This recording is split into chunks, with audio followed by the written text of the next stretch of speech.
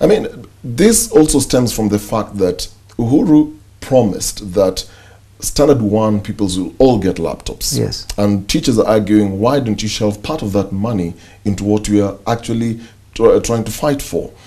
And during Uhuru Kenyatta's speech, when he called the media for breakfast, yeah. I mean, he made his intentions clear that this is for this particular purpose, which is genuine. But then, do you think that we should have actually worked on how we're going to handle teachers, their salaries, their allowances, before we embark on a very ambitious project like this one? Three things. One, Kibaki in 2003, he could have made the same arguments. I said, look, let's look at the teachers and the salaries and the desks, and some children are, you know, actually studying under the trees before we talk about free education. Those guys, next year they will be joining university. They will be, I think, the guys who have been in free education for the last 10 years, the ones who are in class 1, by next year they will be doing their KCSE. Yeah, means that will be the first lot of what I like to call the liberated generation, who have come through the free primary education. Now we are in the beginning of another liberation from the analog to digital. Why do you want to deny them?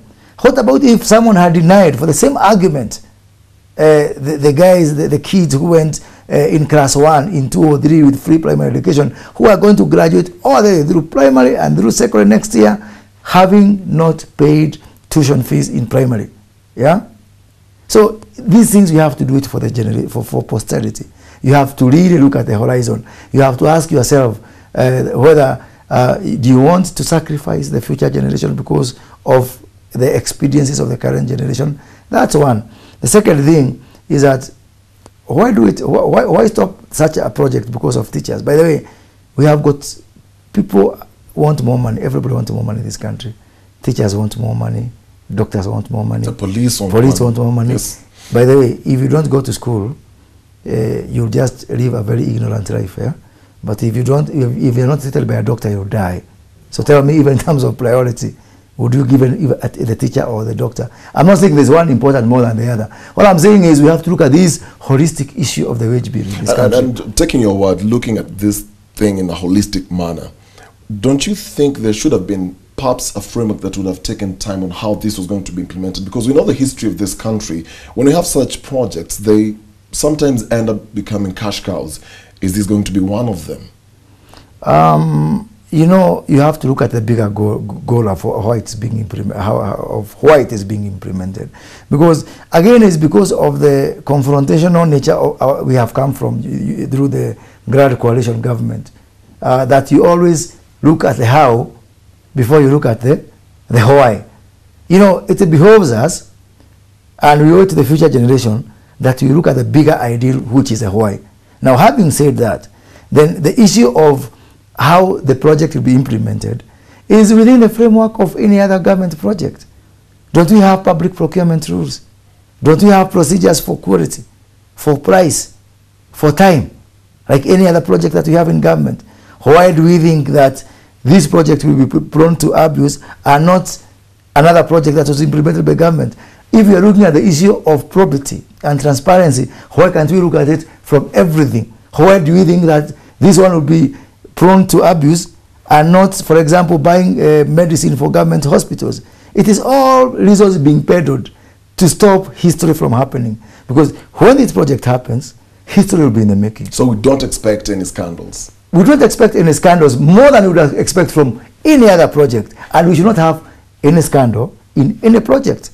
That's it from there. Okay, Moses, because of time, let me take you quickly through the 6 key pledges, and we'll just look at 3 out of these 6. One was abolition of maternity fees. Now, experts have actually warned that this particular project has actually rendered mothers to become prone to a lot of issues. One, we have a shortage of nurses, more than 5,000. Our dispensaries, our clinics, our hospitals are too congested, and yet these women are supposed to go get free medical care when they go to those particular hospitals. Are we not tackling this issue from the end instead of starting from the beginning and saying how it's going to end? Again, Dennis, I'll come back to the higher ideal. I think I'm happy if the hospitals are congested because we have exposed that problem. But the quality of the services is poor. I'm happy that we have raised the bar. We have raised the bar in the sense that when are we actually to fix the hospitals? When are we actually to fix the services? Yeah? Don't you think it's good we have given ourselves, by raising the bar, we've given ourselves reason to say, I don't care whether it's about facilities, whether it's about availability of doctors or medicine. We start by the sense of entitlement, because our mothers don't want to know why we didn't give them, free and quality maternal care. So we started by stating the ideal. Now, can we get to work? Because people have been given jobs to do some work. Can they now go and fix those problems? And I think it's a good, what I would call catalyst, that you start by saying, look, a good leader starts with a vision, starts with the ideal. Instead of getting bogged down by the logistics of the enablers. Now, let's fix the enablers. I think the president is saying, look, my contract is not with that guy who's supposed to fix that hospital. My contract is with the Kenyan people. So let me first of all be faithful to that particular contract that I made with Wanjiko, that I'm going to provide free maternal care. Now, whether it is James Macharia or the principal secretary, and by the way, do you know that apart from referral hospitals, like Pumwani is one of them, Kenyatta is one of them, the MTRH in Eldoret is the other referral hospital, all the other facilities, do you know who is in charge of them now? It's the governor. It's the counties. Because according to the constitution, not me or Jubilee or Uhuru Kenyatta, medical services are devolved to the counties. So before governors ask for more money, I think if I were them, I would start figuring out exactly how I'm going to manage all the health facilities within the county. Moses, I think I have a feeling when we go now into the youth and women access to free loans, you'll most likely say the same thing. So let's just say this as we just wind up. Public perception. There are all these promises that have been given out. We're talking about the Deputy President William Ruto and the Hustlers Jet. Do you think this changes the perception of flamboyance in this government? Because today it's the jet, tomorrow it's about the house and renovations and all those things. I think people are pointing at the wrong end of the street. This country is not about what a president or a deputy president will get. This country is about getting down to work. And in my very honest opinion is that all these distractions can easily defocus the country from achieving what we want to achieve.